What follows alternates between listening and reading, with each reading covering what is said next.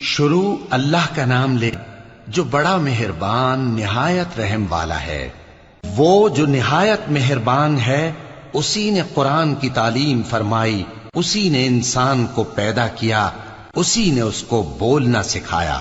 سورج اور چاند ایک حساب مقرر سے چل رہے ہیں اور بوٹیاں اور درخت سجدہ کر رہے ہیں، اور اسی نے آسمان کو بلند کیا اور میزان عدل قائم کر دی کہ اس میزان میں حد سے تجاوز نہ کرو، اور انصاف کے ساتھ ٹھیک تولو اور تول کم مت کرو۔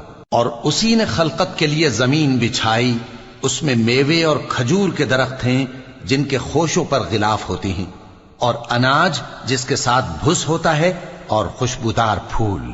تو اے گروہ جن و انس، تم اپنے پروردگار کی کون کون سی نعمت کو جھٹلاؤ گے؟ اسی نے انسان کو ٹھیکرے کی طرح کھنکھناتی مٹی سے بنایا اور جنات کو آگ کے شعلے سے پیدا کیا، تو تم اپنے پروردگار کی کون کون سی نعمت کو جھٹلاؤ گے؟ وہی دونوں مشرقوں اور دونوں مغربوں کا مالک ہے، تو تم اپنے پروردگار کی کون کون سی نعمت کو جھٹلاؤ گے؟ اسی نے دو دریا رواں کیے جو آپس میں ملتے ہیں، مگر دونوں میں ایک آڑ ہے کہ اس سے تجاوز نہیں کر سکتے، تو تم اپنے پروردگار کی کون کون سی نعمت کو جھٹلاؤ گے؟ ان دونوں دریاؤں سے موتی اور مونگے نکلتے ہیں، تو تم اپنے پروردگار کی کون کون سی نعمت کو جھٹلاؤ گے؟ اور جہاز بھی اسی کے ہیں جو سمندر میں پہاڑوں کی طرح اونچے کھڑے ہوتے ہیں، تو تم اپنے پروردگار کی کون کون سی نعمت کو جھٹلاؤ گے؟ جو مخلوق زمین پر ہے سب کو فنا ہونا ہے، اور تمہارے پروردگار ہی کی ذات جو صاحب جلال و کرم ہے باقی رہے گی۔ تو تم اپنے پروردگار کی کون کون سی نعمت کو جھٹلاؤ گے؟ آسمان اور زمین میں جتنے لوگ ہیں سب اسی سے مانگتے ہیں، وہ ہر روز کسی نہ کسی کام میں ہوتا ہے، تو تم اپنے پروردگار کی کون کون سی نعمت کو جھٹلاؤ گے؟ اے دونوں جماعتوں، ہم ان قریب تمہاری طرف متوجہ ہوتے ہیں، تو تم اپنے پروردگار کی کون کون سی نعمت کو جھٹلاؤ گے؟ اے گروہ جن و انس، اگر تمہیں قدرت ہو کہ آسمان اور زمین کے کناروں سے نکل جاؤ تو نکل جاؤ، اور زور کے سوا تو تم نکل سکنے ہی کہ نہیں، تو تم اپنے پروردگار کی کون کون سی نعمت کو جھٹلاؤ گے؟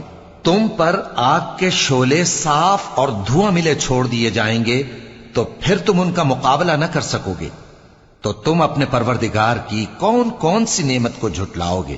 پھر جب آسمان پھٹ کر تیل کی تلچھٹ کی طرح گلابی ہو جائے گا تو وہ کیسا ہولناک دن ہوگا، تو تم اپنے پروردگار کی کون کون سی نعمت کو جھٹلاؤ گے؟ تو اس روز نہ تو کسی انسان سے اس کے گناہوں کے بارے میں پرسش کی جائے گی اور نہ کسی جن سے، تو تم اپنے پروردگار کی کون کون سی نعمت کو جھٹلاؤ گے؟ گناہگار اپنے چہرے ہی سے پہچان لیے جائیں گے تو پیشانی کے بالوں اور پاؤں سے پکڑ لیے جائیں گے، تو تم اپنے پروردگار کی کون کون سی نعمت کو جھٹلاؤ گے؟ یہی وہ جہنم ہے جسے گناہگار لوگ جھٹلاتے تھے، وہ دوزخ اور کھولتے ہوئے گرم پانی کے درمیان گھومتے پھریں گے، تو تم اپنے پروردگار کی کون کون سی نعمت کو جھٹلاؤ گے؟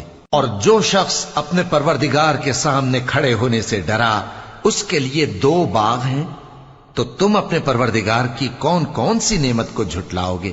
ان دونوں میں بہت سی شاخیں یعنی قسم قسم کے میووں کے درخت ہیں، تو تم اپنے پروردگار کی کون کون سی نعمت کو جھٹلاؤ گے؟